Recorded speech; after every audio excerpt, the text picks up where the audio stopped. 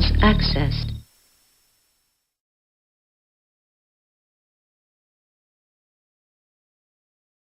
I'm John Russo, Oakland City Attorney, reporting to you on February 9, 2009. The city recently won an unconditional and complete victory in an 8-year legal battle with 2 former Oakland police officers, part of a squad of officers known as the Riders. The Riders were a unit of 4 Oakland police officers accused of beating suspects, planting evidence, kidnapping, and other crimes allegedly committed as part of a campaign of violent misconduct on Oakland streets in the late 1990s. In 2000, when those accusations came to light, the 4 cops were fired, both for misconduct and for refusing to cooperate with an internal affairs investigation of the accusations that were made against them. 2 of the Riders, Clarence Mabanag and Jude Siapno, filed grievances challenging their terminations 8 years ago.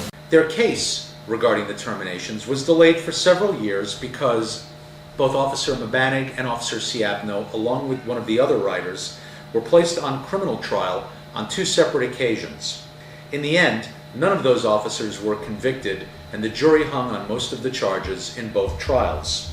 Finally, in November of last year, an arbitrator ruled that the City of Oakland was within its rights to fire Officers Mabanag and Siapno for insubordination, and in January, we signed a settlement that ends their grievances and their civil suits.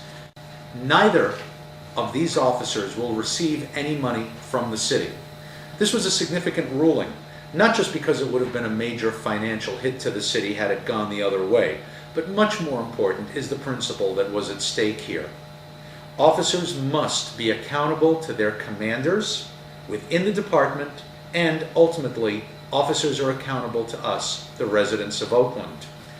If officers are able to refuse to answer to police brass and to internal affairs investigations, it would be impossible to have oversight of police behavior in our department.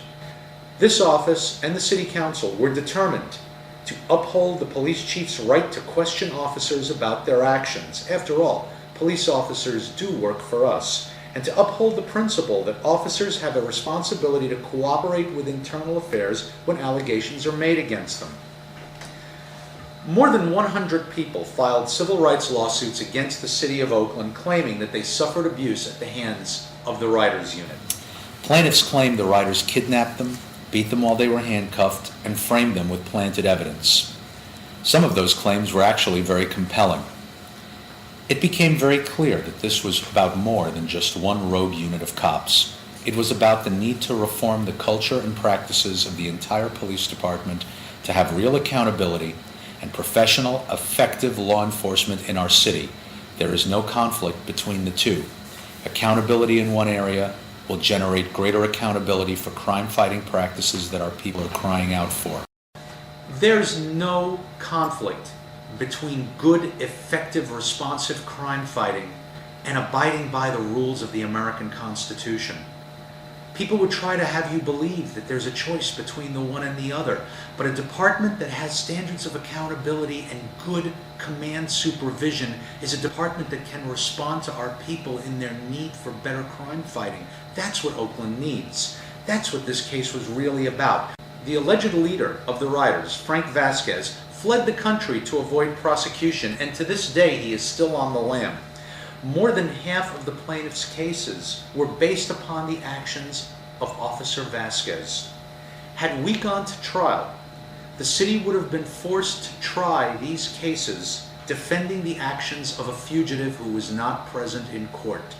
And the defense costs of defending those cases, those 119 plaintiffs, would have exceeded $5 million. And that assumes we would have received a defense verdict here in Northern California with very liberal Northern California juries 119 out of 119 times.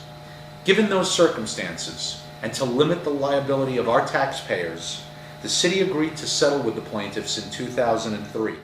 The city paid $2.2 million of a $10.5 million settlement. The balance was paid by our former insurance companies. Today, Oakland is turning the page on a bleak chapter in our city's history. Earlier today at City Hall, City Attorney John Russo, flanked by all the top brass, announced just how much Stevenson and her fellow plaintiffs are set to get in this out-of-court settlement. Now, as part of that settlement of the civil rights lawsuits, Oakland is being monitored by a federal judge and must substantially complete a series of reforms by next January 2010.